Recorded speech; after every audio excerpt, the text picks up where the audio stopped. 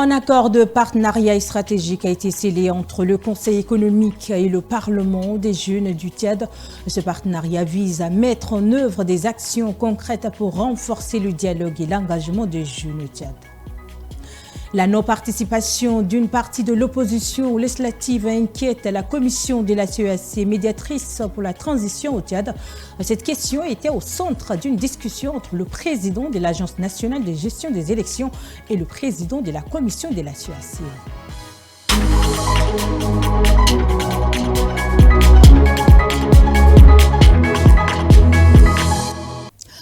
Bon après-midi à tous. Le Conseil économique, social, culturel et environnemental du Tchad et le Parlement des jeunes scellent un partenariat stratégique visant à unir leurs efforts pour relever les défis de la société tchadienne.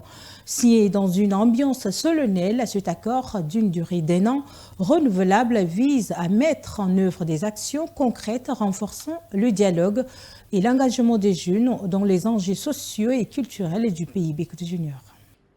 En présence d'un nombre restreint de conseillers de la République, le président du Conseil économique, social, culturel et environnemental, Ahmad Bodou Mahamat, et le président du Parlement des jeunes du Tchad, Djamous Bichara Béchir, ont officialisé leur partenariat. Par la ceinture de ces protocoles d'accord, ils s'engagent à collaborer tout en respectant les objectifs spécifiques de chaque partie. À la suite de la ceinture, le président du Parlement des jeunes a souligné l'importance de cette alliance. Le Conseil économique, c'est une grande institution qui demande la contribution de tout le monde. Parce que le Conseil économique, comme indique son nom, il y a l'économie, il y a la sociale, il y a l'environnement. Et dans une société, je pense que c'est 3 ou 4 mots là qui sont importants et nous avons la responsabilité de protéger ensemble. Nous nous inscrivons dans cette dynamique aux côtés du Conseil économique pour travailler ensemble. Ces partenariats, fruit de longs échanges, comprend plusieurs engagements et vise à aborder les problématiques de la société tchadienne à travers diverses activités concrètes. Ahmad Bodou Mahamat espère voir les premières réalisations issues de cette coopération d'ici décembre. La durée initiale de cet accord est d'1 an avec possibilité de renouvellement. J'ai l'annoncé dans le titre, le président de l'Agence nationale de gestion des élections, Ahmed Bachiri, a reçu ce 28 octobre en audience le président de la commission de la communauté économique des États de l'Afrique centrale, Gilberto da Piedade Versimo. Il était notamment question de la non-participation d'une partie de l'opposition aux élections législatives, provinciales et communales prévues le 29 décembre prochain. Ndalepo et Aliou Badaratiam pour le compte rendu. La communauté économique des États de l'Afrique centrale, facilitatrice dans la transition tchadienne, poursuit après l'élection de Mahamat Idriss Déby Itno à la tête du pays ses consultations. Au cours de l'audience avec le président de l'Agence nationale de gestion des élections, l'institution sous-régionale s'est préoccupée de la non-participation d'une partie de l'opposition aux élections législatives, provinciales et locales. On a reçu des explications, des informations de Monsieur le Président, de l'ANGE. Nous allons aussi contacter d'autres acteurs de la situation du cadre politique du Tchad,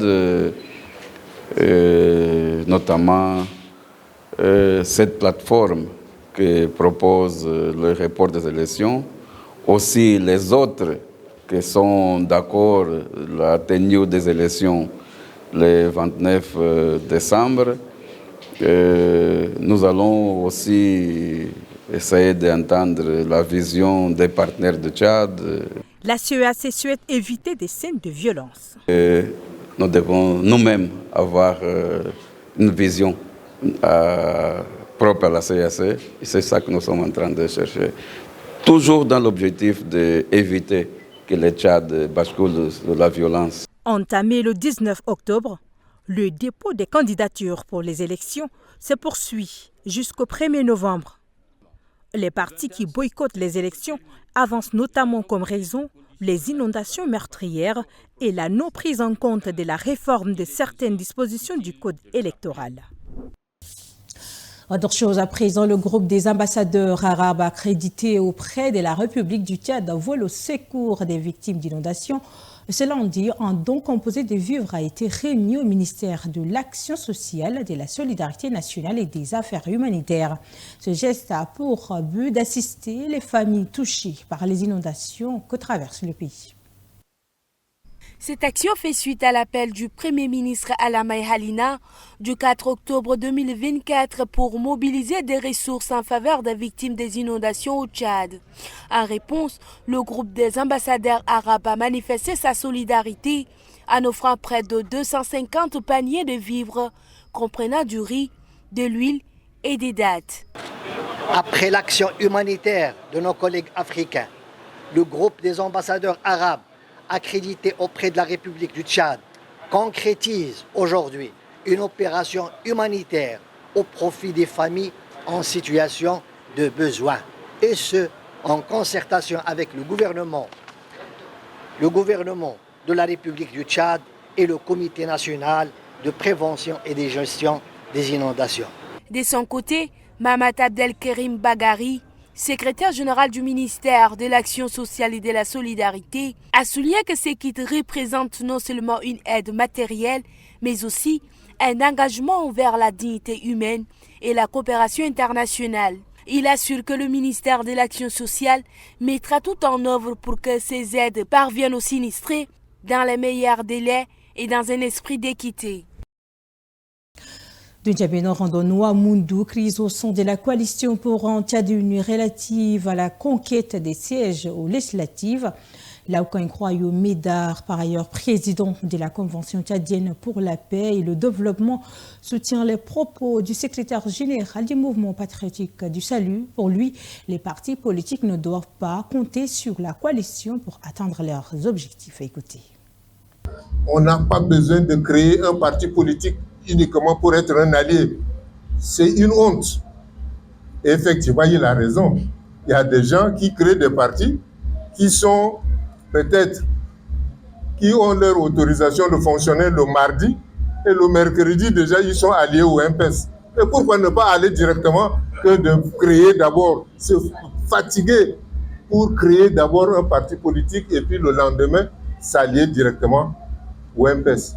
Pour une fois au moins, je donne raison à Zelbada. Hors de nos frontières à présent, 3 informations internationales sont recoupées et traitées par Habiba Ngueni. En République démocratique du Congo, le Front commun pour le Congo de Joseph Kabila se dresse contre le projet de révision de la Constitution présenté par le président Félix-Antoine Tshisekedi la semaine passée. Dans un communiqué diffusé dimanche 27 octobre au soir, la coalition de l'ancien président a appelé à faire barrage à la réforme via une mobilisation. Le camp de Joseph Kabila avait également voulu modifier la Constitution en 2015, y renonçant après l'indignation de la rue et de l'Église. Et puis au Gabon, plusieurs experts se sont retrouvés à Libreville ce week-end pour poursuivre la réflexion sur la construction d'un gazoduc qui connectera tous les pays d'Afrique centrale. L'objectif est de mettre à la disposition des pays de la région une énergie sûre et moins chère pour réduire le déficit énergétique et renforcer leur développement industriel. Et au bas de cette page étrangère, après la défection la semaine dernière d'un grand chef militaire des forces de soutien rapide dans l'état d'El Gezira au centre-est du Soudan, 5 autres responsables politiques ont à leur tour annoncé samedi 26 octobre à Port-Soudan leur abandon des FSR. Il s'agit de conseillers du chef des FSR et général Mohamed Hamdan Daglo dit Himeti, qui ont également rejoint l'armée dirigée par son rival Abdel Fattah al-Burhan. En quittant les forces de soutien rapide, les ex-responsables du groupe ont fait quelques révélations sur le fonctionnement des paramilitaires et les ambitions de leur chef. Ces 5 anciens hauts conseillers du général Himeti, chef des FSR, ont accusé leurs anciens dirigeants de vouloir accaparer le pouvoir et de chercher à contrôler les côtes soudanaises situées sur la mer Rouge. C'est là avec l'aide des pays tiers qu'ils n'ont pas nommé. Et c'est tout pour cette édition. Mesdames, Messieurs, merci de l'avoir suivi. Le programme continue sur Tchad Info TV.